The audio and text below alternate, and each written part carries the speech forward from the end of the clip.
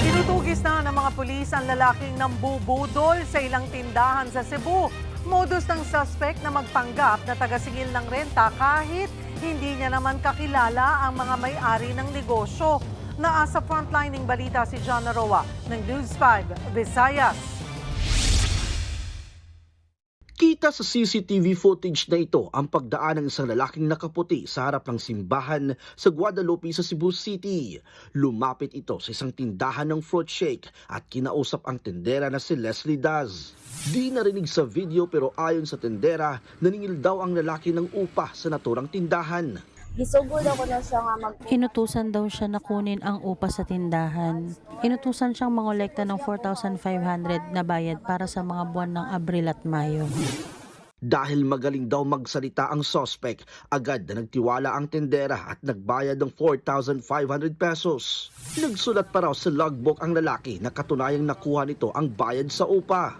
Pero nang kukunan daw ito ng litrato bilang pruweba, sumibat siya. Dito na siya nag-message sa kanyang amo. Nanood ako na magkuhaw. Nagtaka ang amo ko kung bakit may kumuha pa ng upa kahit bayad na kami para sa mga buwang yon. Bukod pa ron, Hunyo na ngayon. Sa ibang anggulo ng CCTV, makikita ang pag-alis ng lalaki. Tumawid ito ng kalsada at dali-daling sumakay ng jeep. Napag-alamang marami na palang nabiktima ng sospek. Kabilang sa nabiktima niya ang isang laundry shop, pati na rin ang tindahan ng ukay-ukay sa Mualbual, Cebu. Ang kaning mga tao nga muanha sa atong mga building or magnaa sa streets, ayaw gid mo pagsalig. Okay? Now kung mangayo og rent, ayaw gid mo pagtuo nga siya mauna siya ang tag-iya. Make sure nga kinahanglan gani ug naa sila mga ID identification. Nakarating na ito sa lokal na pamahalaan ng siyudad ng Cebu at pinaiimbestigahan na. Pinag-iingat din ng mga opisyal ang mga establishmento sa naturang modus. Magbibigay ng 5,000 pisong pabuya ang may-ari ng tindahan ng fruit shake sa kung sino man ang makapagtuturo sa sospek.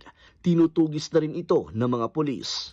Nagbabalita mula sa frontline, John Naroa, News 5 Visayas!